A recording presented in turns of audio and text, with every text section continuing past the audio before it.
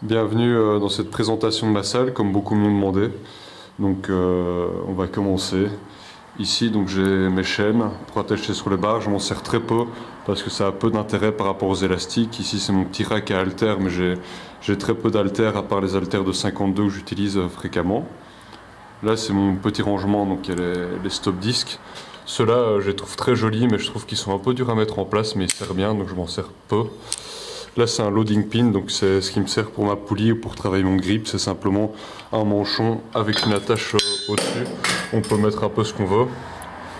Là c'est une attache pour le rowing, donc sur le landmine, pour faire de l'unilatéral, donc du middle rose. C'est peu courant, donc forcément l'attache poulie habituellement. Là c'est ma sono, parce que je trouve que c'est quand même plus confort que de mettre un casque sur certains exos. Mon premier rack à disques, donc là j'ai gardé uniquement des disques revolver plates comme on dit, donc c'est des disques que la marque Ivanco avait inventé. On appelle ça parce que ça ressemble au barillet d'un revolver. Évidemment j'ai gardé que des disques avec le code couleur, je trouve que c'est plus sympa. Ça donne un peu plus de couleur à mon gym qui est un peu sombre, et ça permet directement dans les vidéos qu'on voit à quoi correspondent les disques. Là il y a des disques enrobés, et là c'est encore des disques fonte, donc 25, 20, 15 et 10.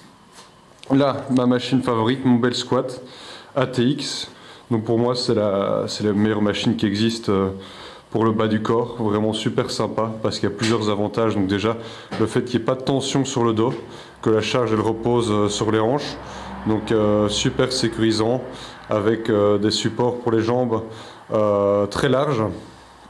L'avantage aussi de pouvoir aller sur des amplitudes extrêmes, plus que sur du squat, ou du moins sans être limité par la mobilité, parce qu'il y a les poignets qui permettent ici de se tenir. Machine aussi très polyvalente parce qu'on peut faire des tirages avec, donc faire du soulevé de terre, du rowing. On peut également faire des dips. Là j'ai mis les poignets dans le sens inverse parce que je m'en sers pas, j'en fais rarement, mais c'est assez sympa.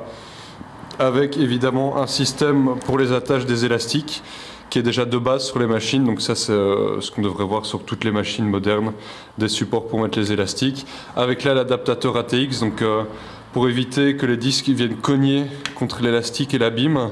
Il y a ce chouette petit adaptateur en caoutchouc, et pour moi c'est vraiment un gros plus de mettre les élastiques pour vraiment que la fin du mouvement soit plus difficile, là où les quadriceps ont beaucoup plus de force.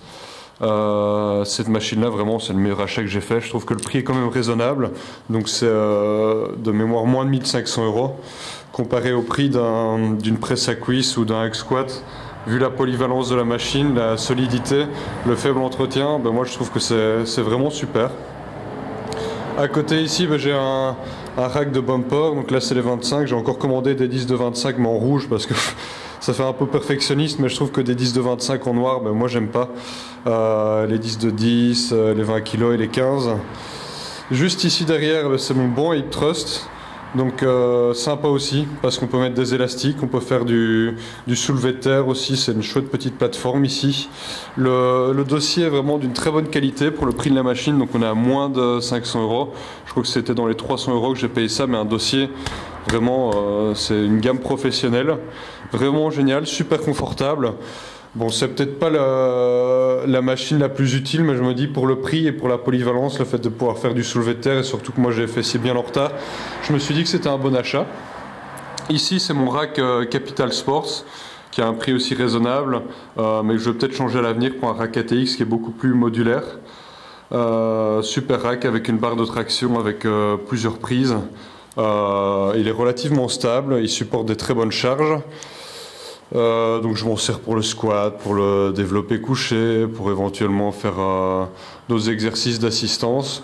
Donc super rack, polyvalent, pas grand chose à dire. Le prix est correct, il y a moins cher, il y a plus cher, il y a des meilleures qualités, mais pour moi c'est un bon compromis, donc je ne regrette pas de l'avoir acheté. Je l'ai acheté déjà il y a un petit temps, il tient le coup.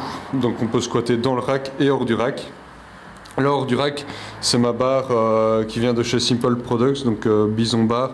Revêtement zinc, C'est une barre d'haltéro, donc on est sur du 28 mm. Il n'y a pas de marquage au centre. La barre est super confortable, elle a un chouette look, donc cette couleur-là, c'est vraiment super, j'aime bien. Donc je m'en sers aussi bien pour faire du soulevé de terre que les mouvements d'haltéro, que des tirages, même du développé couché. Je me dis, 28 mm, c'est bien. Mon banc Mirafit, donc inclinable, déclinable. La qualité des dossiers est correcte, mais pas exceptionnelle non plus. Là, je sais pas si ça vous en tomber quelque chose, mais j'ai déjà un petit peu abîmé alors que je m'en suis pas servi énormément. Comme mon gym à la base, c'est un peu un backup pour la salle. Ensuite, là, c'est un plio box, donc pour faire les exercices de pliométrie, faire du box squat, faire du déficit. Mais dans les faits, ça me sert plus comme table ou pour poser des affaires dans ma salle.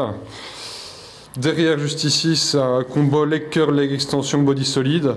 Je suis un petit peu déçu de cette machine au final, mais je l'avais pris parce qu'elle est super polyvalente. Donc, pour la place qu'elle prend, elle fait 2 machines leg curl, leg extension, mais un petit peu déçu des mousses ici. C'est une machine qui de base est avec un manchon de 30 mm, donc là j'ai mis un adaptateur. Elle est correcte, mais je trouve que dans sa fonction leg curl, la tension n'est pas optimale du tout. Maintenant, l'avantage, c'est qu'on peut vraiment incliner le dossier à fond, donc pour jouer sur la relation tension-longueur. Le dossier est confortable, mais pas très solide. Machine polyvalente, compacte, donc assez mitigé, mais au final, un peu déçu quand même. Voilà, c'est ma boîte avec mes élastiques, mes sangles pour les abdos. Il y a un peu de tout. Donc les sangles avant, mes plus grosses, c'était les 80 kg. Et celles qui sont montées actuellement sur Rebel Squat, c'est 127 kg, les ATX. Donc c'est vraiment, vraiment super. Là, j'ai mes kettlebells, donc ça va de 6 kg, la plus petite ici, à 40 kg. Donc je m'en sers beaucoup pour me lester aux tractions, plutôt que de prendre les disques. Ça dépend, je fais un petit peu des deux. Là, j'ai mes haltères, les 52 et les... Côté, je sais pas, je crois que ça doit être 20 ou 18.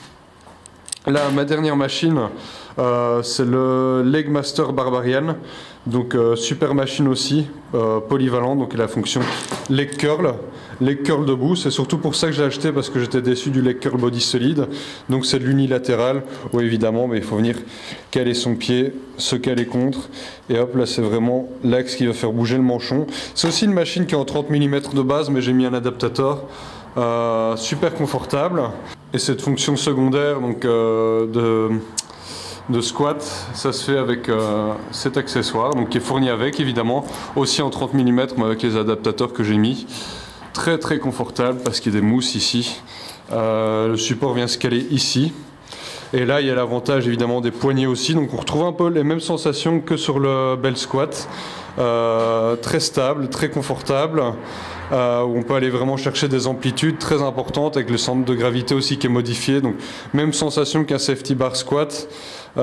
Super, moi je m'en sers aussi pour faire les fentes. Pour moi c'est vraiment l'exercice ultime pour les fessiers, c'est de faire des fentes sur le Leg Master Barbarian. Derrière c'est un socle pour faire du landmine. Là poignées à tirage, les poignées prime qui sont juste incroyables mais très très chers, donc 150 €, ergonomique, très confortable, beaucoup plus de force sur les tirages, mais il faut mettre le prix. Là c'est les crochets dont j'ai parlé dans la dernière vidéo pour reposer les haltères, je ne les ai pas encore testés, il faudrait que je le fasse. Là c'est une ceinture pour le Bell Squat ou pour se lester de chez Spod, donc très cher mais c'est une qualité incroyable, c'est des sangles, tu peux tirer un avion avec vraiment, c'est le plus solide du marché, totalement incassable, donc super aussi. Là c'est un accessoire, je crois que ça s'appelle Viking Press, c'est pour faire du jammer sur du rowing T-bar, donc travailler les épaules avec un angle qui va être très sain pour éviter de se blesser. Là c'est mes barres, donc là c'est une barre de 29 je crois, je m'en servais beaucoup pour le développé couché, pour le soulevé de terre un petit peu, bon, c'est une barre de base, un no-name. Là c'est ma fat bar, donc 50 mm à la prise, beaucoup plus large, pour les exercices de strongman, pour travailler sa poigne, pour les développer aussi c'est très confortable. Ici disque fractionnel donc de 0,5. Et enfin c'est en livre, donc on sait faire voilà, des belles barres, disque de 1,25. Là c'est les colliers Lockjaw, c'est le meilleur rapport qualité-prix pour moi, super, c'est ce que j'utilise le plus, donc c'est rapide à serrer, c'est totalement incassable, donc vraiment ça peut tomber, ça serre quand même assez fort, C'est pas trop cher, on peut en trouver pour une histoire de 5-6 euros la paire. Là, c'est ma barre, ma plus vieille barre, qui a quand même pris cher et donc qui est pliée définitivement. Je m'en sers pour le hip thrust avec le mousse. Je l'aime beaucoup.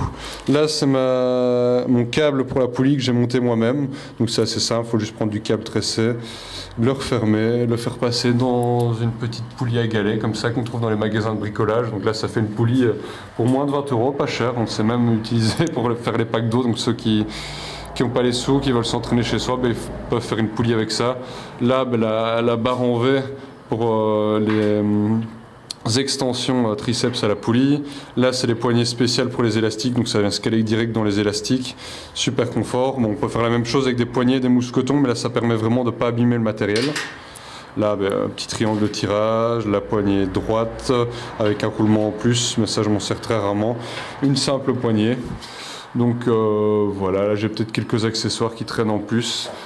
Donc ma salle de sport elle est alimentée uniquement en énergie solaire, elle n'est pas raccordée au réseau de distribution. Donc là il y a une batterie, là c'est l'onduleur, là c'est le contrôleur de charge, là c'est l'affichage, c'est une horloge murale mais que j'ai déconnectée parce que je m'en sers que très rarement. Et voilà, j'ai quelques petits accessoires par-ci par-là comme les boules pour faire des tirages ou des tractions et travailler son grip. Donc voilà, c'est ma petite salle que j'ai vraiment montée au fur et à mesure, comme j'ai commencé en étant étudiant. Pas beaucoup de sous. Je me souviens, mon rack, j'étais tout content quand je l'ai acheté. Et au fur et à mesure, ben voilà, j'ai fait un peu évoluer la salle. J'ai fait des plus gros investissements, comme les disques en fond, ben je les ai tous revendus pour rester sur du beau matériel. Donc on se met un petit peu à jour. Et je me dis que voilà, moi dans mon optique, c'est toujours acheter du matériel qui va tenir dans la durée, qui demande le moins d'entretien possible et éventuellement qui ne perd pas trop de valeur à l'achat. Donc les disques en fonte d'occasion, ça c'est toujours un bon plan parce que ça peut se revendre aussi cher. Et là, tout le matos, c'est vraiment du solide, presque indestructible. J'ai pas envie d'acheter du matériel où j'ai peur de déchirer les dossiers qui peuvent s'abîmer avec la peinture qui s'écaille ou des barres pas très solides. Là, la dernière barre ici, je crois qu'on est sur du 179 euros, mais c'est vraiment du solide, on peut charger dessus. J'ai une Russian bar qui va arriver, barre à un peu moins de 500 euros, qui va être aussi incroyable. Voilà, donc c'est ma petite salle, c'est spécial. J'aime bien les deux, moi j'aime bien m'entraîner en salle, j'aime bien m'entraîner chez moi. Je trouve que les deux ont les avantages et les inconvénients, mais les deux se complètent. Mais pour moi ça a été un petit plus parce que j'ai découvert la salle après 4 ou 5 ans d'entraînement. Ouais, je crois que c'est après 5 ans, donc l'an dernier, et c'était un petit plus. Les machines, je trouve ça vraiment un bon complément. Plus de confort, même si l'essentiel c'est de maîtriser les mouvements de base, travailler sa mobilité, son gainage, sa technique, parce que c'est ce qui permet vraiment à terme de devenir un athlète efficace et de pouvoir s'entraîner donc dans toutes les conditions. Voilà, donc j'espère que ça vous aura plu. Je ferai peut-être une vidéo de ma deuxième salle où j'ai aussi d'autres matériels mais plus spécifiques, plus exercice agilité, exercice d'isolation. Voilà.